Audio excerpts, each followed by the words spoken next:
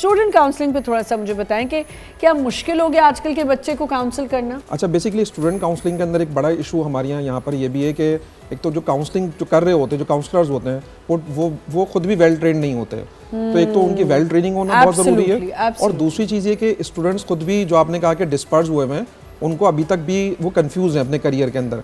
Career के अंदर वो इसलिए कंफ्यूज हैं क्योंकि जो हमारे जो काउंसलर्स हैं वो एक तो प्रॉपर ट्रेनिंग नहीं होते, ठीक है। दूसरी वजह एक और भी है कि जो स्टूडेंट्स हैं खुद काउंसलर्स के पास आते भी नहीं है। हमारी अनफॉर्चुनेटली, क्योंकि मैं 5,000 रुपये 6,000 रुपये चार्ज कर रहा होता हूँ स्टूडेंट काउंसलिंग के, हमारी यहाँ होता है कि अमाउंट हम क्यों दें, जबकि उस पर पूरा करियर आपका डिपेंड हुआ। बिल्कुल, क्या आपको अगर कोई राइट करियर अगर आपको मिल जाता है, मैंने सब्जेक्ट काउंसलिंग के लिए लोग जाते हैं, बिल्कुल होना चाहिए, तो क्योंकि आपका करियर आपके उस एक डिसीजन के ऊपर टिका हुआ है। अगर आपका वो डिसीजन ही गलत हो गया इनिशियल लेवल पे, तो आपका पूरा करियर खराब हो गया ना। तो हमने जो यूएसएड के प्रोजेक्ट्स किए और बहुत सारे मैंने जो करियर काउंसलिंग के प्रोजेक्ट्स किए, उसी हवाले से मैं आपको बताना चाह रहा हूँ कि counselling is the most important part. Very important, yes. मुझे एक बात बताइए, लड़कियों की काउंसलिंग, लड़कियों के करियर्स में क्या पेरेंट्स बहुत इन्वॉल्वमेंट दिखाते हैं? एक्चुअली आजकल सिलसिला ये हो रहा है कि लड़के लड़कियां बेसिकली अपना एक कॉन्सेप्ट लेकर आते हैं, ठीक है। उनके अपने जो है फॉर एग्जांपल सिंस चाइल्डहुड या तो पेरेंट्स उनके माइंड में डाल देते हैं, लेकिन आजकल जो ट्रेंड देखने में आ रहा है वो ऐसा नहीं देखने में आ रहा। बच्चे अपने जो है अपने जो सब्जेक्ट्स के हवाले से बहुत ज़्यादा कॉन्शियस हैं। उनको पता होता है कि उन्होंने पढ़े होकर क्या बनना है। अगर उनको डॉक्टर बनना है या उनको इंजीनियर बनना है तो ऑलरेडी उनके पास एक जो है वो उनके कैरियर हाथ में होता है। दूसरी चीज़ ये कि आफ्टर कंप्लीटिंग द एजुकेशन ज़्यादातर अब लोग बाहर जाना चाहते हैं, ठीक है। ये डॉक्टर और इंजीनियरिंग वाला जो था, मैं आजकल जो देख रही हूँ, ये बहुत पीछे हो गया है। बिल्कुल बिल्कुल। आजकल जो लोग बेसिकली फोकस कर रहे हैं, स्टूडेंट्स फोकस कर रहे हैं, वो या तो आर्किटेक्ट बनना चाहते हैं या फिर कोई डिज़ाइनर बनना चाहता है। साइकोलॉजी, बिल्कुल, साइकोलॉजी के बहुत सारे कोर्सेज हैं जो कि लोग अडॉप्ट कर रहे हैं। और अभी हमारे पाकिस्तान में भी आप देखें बहुत सारी यूनिवर्सिटीज़ ऐसी हैं जिन्होंने जो है वो साइकोलॉजी के सब्जेक्ट्स को जो है वो इंट्रोड्यूस किया है बाकायदा, क्योंकि वो साइकोलॉजिस्ट हमारे मुल्क में बहुत ज़्यादा ज़रूरी हैं। तो अब हमें बताने की ज़रूरत नहीं पड़ती किसी भी स्टूडेंट को या किसी भी बच्चे को कि आप अपने बड़े होकर क्या बनना है। वो स्टूडेंट के माइंड में ऑलरेडी चल रहा होता है, वो बहुत सारी चीज़ें देख रहा होता है। जी, क्या आइल्स में भी ऐसा ही है कि बच्चे की काउंसलिंग करनी पड़ती है आइल्स के लिए, या कुछ ऐसा? एग्जैक्टली ऐसा होता है कि बहुत दफ़ा ऐसा हुआ है कि हमारे प्लेटफॉर्म में स्टूडेंट्स अपने पेरेंट्स के साथ आते हैं और पेरेंट्स का कहना ये होता है कि बस आप इसको आइल्स करा दें। अब आइल्स के लिए एक प्रॉपर सिस्टम ये होता है कि हम उनको पहले चेक एंड बैलेंस के लिए उनका एक इवैल्यूएशन टेस्ट कंडक्ट करते हैं, जिसमें हम उनको ये देखते हैं कि आया कि उनकी इंग्लिश प्रोफिशिएंसी लेवल वो कहाँ स्टैंड कर रहे हैं। जब हमें लगता है कि they can come directly on board for the aisles, then हम उन्हें डन करते हैं कि ठीक है अब आप आइल्स आ सकते हैं। अदरवाइज हम उन्हें सजेस्ट करते हैं कि या तो आप अपनी बेसिक इंग्लिश को थोड़ा सा इम्प्रूव करें, इधर आप हमें ज्वाइन कर सकते हैं क्योंकि हमारे पास एक प्री आइल्स जो है टेस्टिंग है जिसको मेरी वाइफ भी डील कर रही होती हैं। एंड अदरवाइज हम ये कहते हैं कि ठीक है अगर हमें लग रहा है कि वो ऑन बोर्ड आ सकता है, देन हम उसको आइल्स में ऑन बोर्ड करते हैं with a proper counselling definitely. अच्छा महक, मुझे बताएं कि क्या ये है कि ये जो ऑनलाइन बैठ के लोग आइल्स के टिकटॉक पे और इस पे बैठ के आइल्स का तैयारी करा रहे हैं? देखिए प्रैक्टिकली अगर आप आइल्स की प्रिपरेशन करते हैं ना, दैट इज़ कम्प्लीटली डिफरेंट जो कि हमें सोशल मीडिया पे बताया जाता है। अब सोशल मीडिया पे ज़रूरी नहीं कि वो लेटेस्ट बुक्स को ही डिस्कस कर रहे हो, वो अगर पुरानी बुक्स को डिस्कस कर रहे हैं तो स्टूडेंट्स को लगता है कि आइल्स आज भी इतना ही आसान है। हाँ, यही काफ़ी खैर आइल्स कभी भी मैंने नहीं सुना था आसान है। आइल्स हमेशा से मुश्किल था, लोगों को यही टेंशन होती थी आइल्स देना पड़ेगा बाहर जाने के लिए, ये खौफ होता था। अब तो पता नहीं क्या होता है कि अभी भी और सख्ती हो गई होगी, लेकिन उस ज़माने में भी लोगों के लिए आइल्स की जान निकलती थी कि अब आइल्स कैसे देंगे। तो आइल्स इसका मतलब एक बहुत डेंजरस चीज़ है।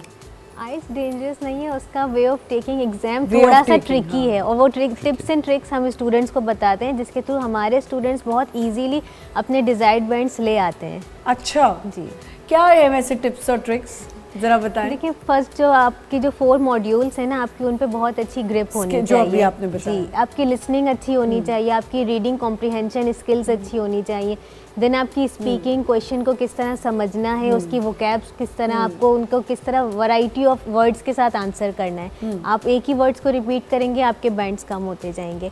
उसके बाद आपको आपकी जो राइटिंग के जो 2 टेस्ट हैं, उन दोनों टेस्ट को आपको किस तरह से कितनी वर्डिंग्स के अंदर रहते हुए आपको डिफाइन करना है अपने पूरे टॉपिक को, ये सारी टिप्स एंड ट्रिक्स। अच्छा मैं ज़रा एक और चीज़ में कंफ्यूज हो रही हूँ। आइल्स इज ओनली रिक्वायर्ड, अच्छा आइल्स इज रिक्वायर्ड कि अगर आपने स्टडी अब्रॉड करना है। अब जो बच्चे ऑलरेडी अप्लाई करते हैं, मेरी बेटी ने तो आइल्स नहीं दिया, देखिए अब डिपेंड कर रहा है कि उन्होंने अगर ओ लेवल्स किया या ए लेवल्स है। ए लेवल्स में अगर आपकी बेटी के 3 जो मेजर सब्जेक्ट्स हैं और उसमें अगर उनके तीनों में अच्छे मार्क्स आए देन उनको आइल्स की नीड नहीं उनके लिए IELTS requirement. But the thing is that कि तीनों सब्जेक्ट्स में गुड मार्क्स होने चाहिए only for the A level, exact CGPA जो होनी चाहिए, एग्जैक्टली। तो ए लेवल के स्टूडेंट के पास ये प्लस पॉइंट है कि वो आइल्स को स्किप कर सकता है। ठीक है। अब एक पॉइंट मैं और ऐड करूंगा, जैसे आपने ऑनलाइन का जिक्र किया कि टिकटॉक की जो आपने बात की कि बहुत सारे लोग पढ़ा रहे हैं ऐसा, तो देखिए टिकटॉक पे आइल्स नहीं पढ़ाया जा सकता है। मैं खुद, मेरी वाइफ खुद, हम ऑनलाइन अल्हम्दुलिल्लाह ग्लोबल पढ़ा रहे हैं आइल्स, ठीक है, right. But we have a proper session, हमारे प्रॉपर सेशन होते हैं, हम गूगल मीट प्लेटफॉर्म में 2 आवर्स का सेशन प्रोवाइड करते हैं। ठीक है, सही। इमिग्रेशन के लिए, अब ये तो स्टडी अब्रॉड हो गया, इमिग्रेशन के लिए क्यों कहा जाता है कि आपका आइल्स होना ज़रूरी है? देखिए जब किसी को वहाँ जाके जॉब करनी है, वहाँ रहना है, उसके लिए भी आइल्स की ज़रूरत है। देखिए आपने बड़ी अच्छी बात कही थी कि लोग बड़ा इसको डेंजरस समझते हैं आइल्स को। जो मेरे पास रिसर्चर्स आते हैं एमफिल पीएचडीज किए हुए, इतनी उन्होंने रिसर्च कर ली होती है, लेकिन हमसे पूछते हैं कि कोई ऐसा ऑप्शन है इमिग्रेशन का कि जिसमें हमें आइल्स ना करना पड़े, आइल्स ना देना पड़े। तो हम उनको ये बताते हैं कि आप first world country, speaking country में जा रहे हैं, इंग्लिश स्पीकिंग कंट्री है, आप कैसे सर्वाइव करेंगे वहाँ पर? आपको वहाँ पर पढ़ाना भी है, अगर आप ज़ाहिर टीचर हैं या आपको कोई भी जॉब करनी है तो आप कैसे करेंगे जब तक आपके पास यहाँ पर एक सर्टेन जो आइल्स रिक्वायरमेंट है आप वो मीट नहीं करेंगे। 7 बैंड्स की रिक्वायरमेंट है, PT is much easier than the IELTS exam. आप पीटी अटेम्प्ट दे दें ऑस्ट्रेलियन इमिग्रेशन के जो एक्सेप्टेबल है, तो वो ज़रूरी है आइल्स, उसके बगैर तो मतलब पॉसिबिलिटी नहीं बन पाती। क्योंकि काउंसलिंग की हम बात करें, वीकनेसेस को समझना कितना ज़रूरी है बच्चे की?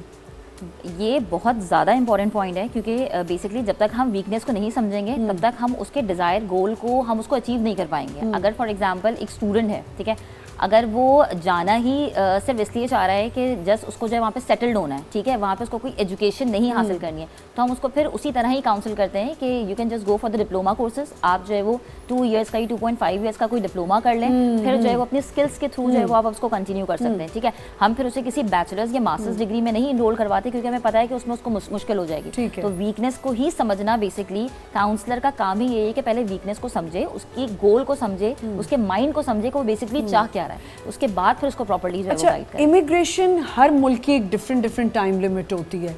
जर्मनी की कोई इमिग्रेशन है? अच्छा, जर्मनी में अपॉर्चुनिटी कार्ड के नाम से ये जून 2024 में स्टार्ट हुई है। और basically it's not like a immigration. कर दिया है बच्चों के लिए भी जर्मनी टफ जरूर कर दिया स्टूडेंट्स के लिए। वजह क्या है? देखिए वहाँ पर सबसे बड़ा जो गैप है ना, वो बेसिकली लैंग्वेज बैरियर है, ठीक है।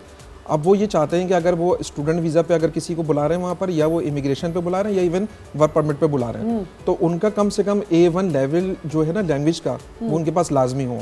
तो क्योंकि हमारे यहाँ पर तो लोग आइल्स से भागते हैं, तो कब से जो जर्मन करने लगे वो, और क्यों जर्मन सीख के वो यहाँ से जाएंगे, तो इसलिए थोड़ी सी टफ रिक्वायरमेंट है। लेकिन अभी एक बड़ा ज़बरदस्त प्रोग्राम है जो जर्मनी का, जो उन्होंने जून 2024 में लॉन्च किया है, वो जर्मनी अपॉर्चुनिटी कार्ड है कि आपको 1 ईयर का वीज़ा मिल रहा है, जॉब सीकर वीज़ा है कि आप जर्मनी जाके 1 साल के लिए जॉब सर्च कर सकते हैं, आपके पास पूरा साल का टाइम है। अब अगर आपको अपनी फील्ड में जॉब मिलती है तो आप वर्क परमिट पे कन्वर्ट हो जाते हैं। लेकिन अब आजकल क्या हो रहा है कि जर्मनी के कॉल्स भी नहीं आती, अगर आप इंटरव्यू के लिए भी, अपॉइंटमेंट के लिए भी कॉल्स, बहुत टाइम लग रहा है, और उसके ऊपर से जर्मनी का अगर आप टेस्ट क्लियर भी करते हैं तो भी नहीं मिल रहा आपको। अच्छा, उसकी वजह ये है कि क्योंकि कवर लेटर एक चीज है, जो कवर लेटर बच्चे ने सही नहीं लिखा, मोटिवेशन लेटर, वो मोटिवेशन लेटर मेरा भांजा 2 दफा लिख के आया, उसने कहा मैं मोटिवेट ही नहीं हो रहा, अब मुझे लिखना ही नहीं है। वो डीमोटिवेट हो गया, वो डीमोटिवेट हो गया। क्यों, मुझे समझ नहीं आ रही है क्यों इतनी मुश्किल क्यों डाल दी है। उनको तो जरूरत है हमारी, उनके पास तो लेबर ही नहीं है, उनको तो बहुत ज्यादा मैन पावर की जरूरत है। एक्चुअली इसकी एक वजह, इंपॉर्टेंट रीज़न ये भी है कि हमारे यहाँ पे बहुत सारे स्टूडेंट्स ऐसे होते हैं जो खुद ही से SOPs, आपके LMS और मोटिवेशन लेटर्स जो हैं वो खुद बना रहे होते हैं। अब उन्हें ये नहीं पता है कि फॉर्मल इंग्लिश क्या है और मोटिवेशन लेटर का पैटर्न क्या होना चाहिए।